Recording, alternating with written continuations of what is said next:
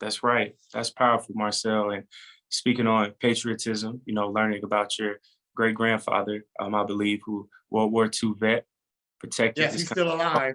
Wow, protected this country, fought for this country. So we have great grandfathers who fought in world wars, came back home, and he had to move to New York, correct? Yes, he came back home and eventually he moved up to New York City, and a lot of the men never came back. My great grandfather, Mm, my mother's grandfather, never came back down south. He moved to New York City. He died there. This great grandfather is my father's mother's father, and mm, he moved up to New York City. And I doubt he's ever going to come back south wow, because if he was going to, he would have. If the cold don't run them down here, mm, that means they ain't never coming back. Now the woman all came back home. hmm My great grandmother, she came back home, but the men, no, they never came back south. My great grandfather is still in New York City. I want wow, to speak with him about his experiences. I'm a hmm little nervous because I don't want to traumatize him by making him yeah, probably relive traumatic memories, but I do feel it's important for me to hear those stories. It's that's right. important for white America to hear these stories. We always think Black Americans need to learn our history and hear what happened. White Americans need to hear this history. I'm Mm, never going to make the excuse for an anti-Black bigot. White, Asian, Native American, quote unquote Hispanic, white Hispanic, mixed Hispanic, or even of Afro-Latino. If you're anti-Black American, I'm never going to make excuses for them. But mm, some people really don't know the history of America. Like I was talking to this white lady, and she was like, "Well, why should I pay for reparations? My people never mm. owned slaves." She was like, "Well, my family, they actually were a part of the Underground Railroad." First of all, yeah, right. Man, And you're right. but second, right, yeah, right. But second of all, reparations doesn't come from any white person. They Mm, come from the federal government. The federal government does not use people's taxes to pay reparations. mm, Matter of fact, if anyone knows how the economy truly works, the federal government doesn't use taxes, period, to wow, pay money, wow. period. Okay? And you want to prove it, that our country did an audit Yeah, on, I'm gonna ask you that. just this Yeah, month, right? Just yeah, this month. failed it. Pentagon from 1998 Yeah. 2012, I believe, Mm, received $10 trillion mm, from the American government. mm, We just did an audit on them. hmm They failed it. Not just once, It's five not just times, right? not three, not four, 5 times. Wow. $1 trillion they cannot account for, which they cannot account. $21 trillion in transactions that they Mm, cannot say where the money has gone. wow. 5 times. That's just the Pentagon. That doesn't include all the other things for which we spend, the federal government spend money. Every single day right now, the federal government is spending $60 million a day to take care of illegal immigrants. But Mm, to the Pentagon's point, even though they can't pass their audit, we just gave them the largest budget we've ever given them in history. They got $859 billion, even though they failed their audit. No one is saying where this money coming from. Donald Trump sent out stimulus checks to everyone. Donald Trump increased unemployment from $300 cap to $600 a week. Donald mm, Trump spent trillions of dollars in the PPP loans. yep. At that same time, America was spending $300 million a month to fight the war in Afghanistan and Iraq. Mm, Yet Donald Trump cut taxes to their lowest amount. Why was he able to do that? How was he able to do that? Because Donald Trump knows, the Republicans know, the Democrats know that mm, federal dollars do not come from taxes. So my point, I said to her, the money doesn't come from you. As a matter of fact, whenever this economy is starting to collapse, the federal government actually spends more money to get the economy back in shape. Roosevelt did it. I can't mm, stand him, but yep. Obama did it. Trump did it. And those things, economists have said, save the nation.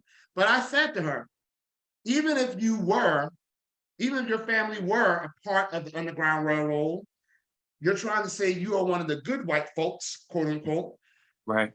Every time a Black person was lynched, the the maggots that were out there lynching that Black person, men, women, and children, they aren't just to blame. But the good white people are to blame as well. The ones who sat in their living room and looked out the window and just watched it happen, but then they go out there to stop it, they're to blame as well. And I said, don't tell me they could not have stopped it. Mm, Racists saw white people go and storm the Capitol building, mm, okay? January 6th. We mm, saw white people get guns and protest at state house capitals because they didn't want to wear a mask. Don't mm, tell me that if they wanted to save the life of Black people who were being lynched and abused in this nation, they couldn't do it. That's the first thing. mm, And the last thing I said to her, I said that we need to understand if they did it, if they can do it to one group, it's only a matter of time before they do it to you. That's mm. why I say it's truly justice for all or it's justice for none. Because if they can do it to us, it's only a matter of time before they get tired of this prey and they want to go on to catch a bigger trophy prize. That's We right. have to understand that. If you Mm, can harm one person and don't feel the need to ever do justice for them, it makes it that much easier for them to do it to another group. Don't ever think that this government won't turn on white people right. that people seem to think that they are immune from being attacked by the government. Mm, that's excellent. That's excellent. And Marcel, so often hearing you, talk about reparations for Black America to fix America, but then in a recent talk, I heard you say to actually save America. So how can reparations for Black people ultimately save America where white counterparts won't have to worry about being oppressed later on as well? Well, that's the thing. If reparations do not happen, white Americans are the ones that are eventually going to be oppressed. We Mm, already see that our nation mm, is as wealthy as it's ever been, and yet we have high levels of poverty, high levels of inequality, high levels of violence, high levels of people dying from avoidable diseases. You know, people need to understand this country has done reparations many times before. Let's remember that reparations is not a new thing. They've mm, done it for Native American tribes, several of them. They're technically still doing it for some of them. They've done it for Japanese Americans that were mm, thrown in mm. concentration camps. And Right. before anyone tries it, some of those people had died. They put them in concentration camps in the 1940s. Mhm. Reparations for Japanese that were interned didn't happen until 1988. I was 4 years old. This ain't no Wow. long time ago. Some of Wow. those people had died, so they gave it to their children or their spouses, or in some cases, their grandchildren. So Mhm. don't try to give me that, well, yes, but they paid it to the people that actually went through it. No, they gave it to their descendants in case the person has died. We've done reparations for people who were taken hostage by the Iranians. We've done reparations for people in Guam who were taken hostage in World War II. We've done reparations, and we're still doing it actually, for people that were exposed to radiation when America was doing nuclear testing. And most recently, you probably heard about this, we're doing reparations for veterans that were exposed to the burn pits. And in the Mhm. case of those veterans being killed, their surviving spouse, if they have one, can get the reparations, or their next set of descendants, their children or grandchildren. So reparations is not a new idea. That shows this country has always acknowledged that if America is truly going to be a country of justice, then that means they have to repair what they have broken. In the case of Black Americans, to whom the largest debt is owed, at the end of the Civil War, the value of Black Americans, our worth alone, our bodies, just in the cost of what it would be to purchase an enslaved person and the amount of revenue we were generating for the nation, they said was between 42 to 84 trillion dollars. Wow. Okay, we never saw a penny of that. What we did continue to experience was land theft, lynch mobs, racial massacres, destruction of Black Wall Street, sharecropping, deathless prisons, Jim Crow, redlining. Some of these things didn't stop until the 1970s on paper. Mm, A study from Citigroup, which is the largest financial institution or one of the largest financial institutions in the world, they said that because of anti-Black racism, the United States of America has lost somewhere close to $20 trillion. The US is only worth $19.8 trillion right now. could generate more money than that, but the GDP of the US is $19.2 trillion. So we would be at least twice as wealthy had we done reparations in the 2000s. If we had done in the 90s, we'd be even wealthier. The 80s, the 70s, the 60s, the 50s. So to all those white Americans out there that like to talk about how there are poor white Americans too, reparations is not an anti-poverty program. It's a debt that is owed to us by the federal government. Even if every Black American was wealthy, we will still be owed our money. That's right. However, some of these poor white people we have right now who work their fingers to the bone and are still barely making it, your life wouldn't be as hard had this country done reparations for Black Americans. One of my favorite people, Robert Smalls, you know, a Gullah Geechee icon, Yep. one of the first Black people to be elected to US Congress, he said in a speech on the floor of Congress in the 1860s, the Negro is here to stay. And he said to these white men, it is for your good that the Negro gets what he is due. I am saying the same thing to white Americans. Reparations is only owed to descendants of American slaves. However, it is for white America's good that it happens. It is justice for all or justice for none. We can't be okay with reparations being done for all these other groups, but have an issue when it's offered for the descendants of American slaves. We can't be okay with the government spending a lot of money, $10 trillion, to give 300 million acres of land to white Americans and European immigrants, but have an issue when the government is finally going to pay the debt to Black Americans. We can't be okay with the government giving trillions of dollars to white Americans who fought in World War II, but they excluded Black American veterans like my great-grandfather who is still alive and still remembers what happened, but they gave white Americans free healthcare, pensions, a free college education, where they can go into a profession and make six figures, pretty much gave them homes, gave them lands, made the middle class. The GI Bill was around like $2 to $3 trillion. Then you have an issue when they're about to do something for Black Americans. I can go on. The Labor Union Act, the Social Security Act, all of these things that were done where the government split checks and gave it to white Americans and excluded Black Americans. You can't be okay with getting money from the government when it's for every other group, but only have an issue and raise hell when it's going to the descendants of American slaves who are old.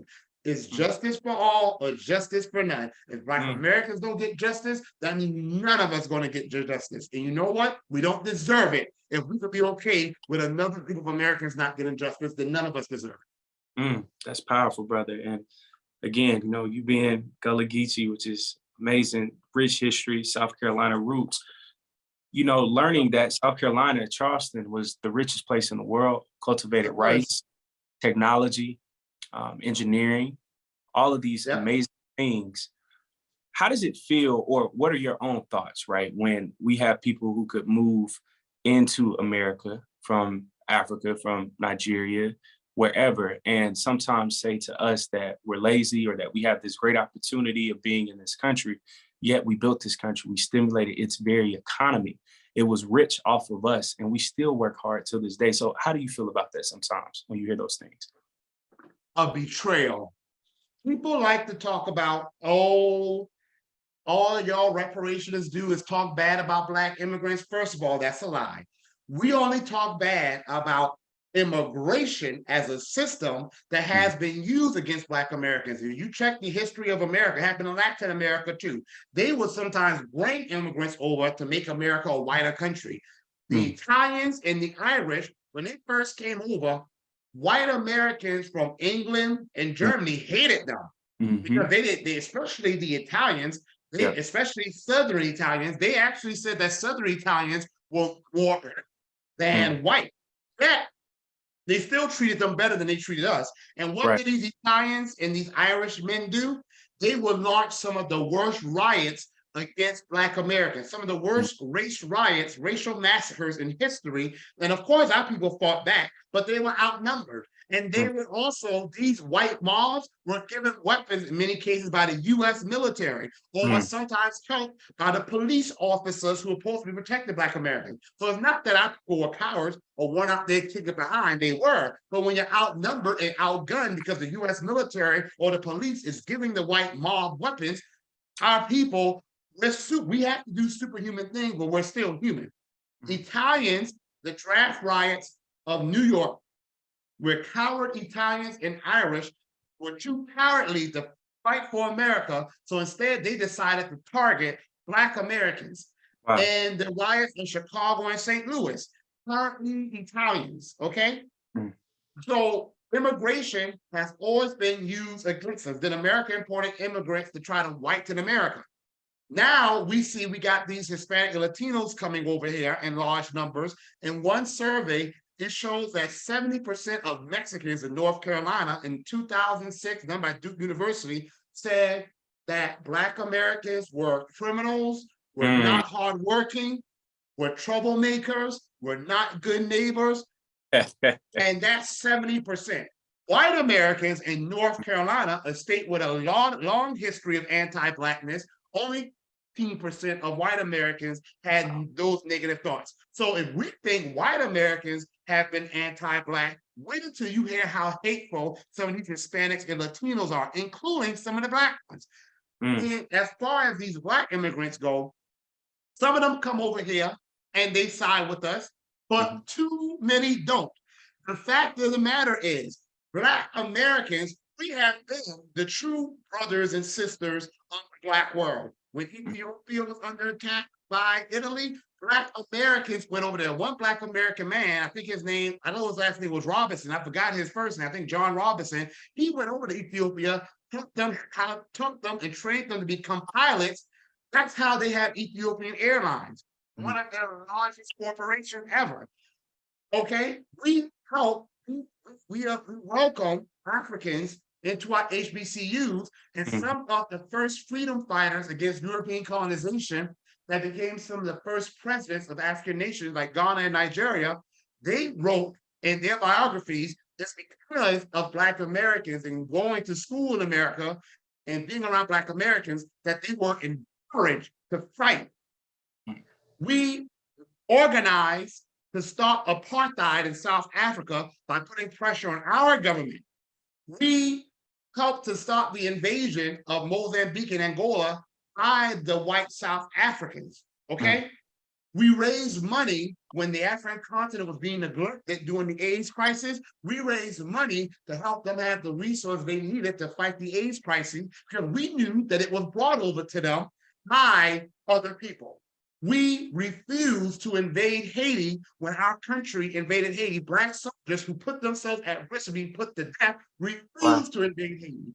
So when these Black immigrants come over here, because of us, other groups can now come to this country. Because in 1964, one of the pieces of the civil rights legislation was the Immigration Act that allowed other groups, because prior to that, it was just really Western Europeans who were allowed to come here. The Immigration Act allowed groups from Africa, the Caribbean, Latin America, and more, and Asia to come to this nation. So these groups come here and are only able to have the American dream they enjoy because we've been fighting and going through the American nightmare. But when it's a Black immigrant, we used to think that because they look like us, they would be for us. Now we realize they might be our color, but they ain't our kind. That's a lot of them. Not only do they come over here, some of them, a lot of them, and say that we don't work hard, we're lazy, or we have no reason to be failing, or America's a dream country, and if you fail, it's because you didn't work hard. Not only do people have that very disrespectful, historically ignorant attitude, some of them run for public office on a platform of going against us. Like this really ugly guy in Michigan, extremely ugly. I think his last name is Chinge or something, and he ran for office in Michigan saying that the first thing he'll do is get rid of Black History Month. Wow. God damn dare you. That's not for you. Wow. That is something that our ancestors fought for us to have. The first thing he did, and the first thing he said he would do was get rid of Black History Month. We have I think 6 to 9 Nigerian Americans recently ran for office and won their seats. I went through each of their profiles. Not one of them said doing anything specifically for the descendants of American slaves, that they're over here benefiting because of us. They're trying to say that reparations should be for everyone Black. No, let me be very clear. The U.S. does not owe everyone Black. The U.S. only owes descendants of American slaves.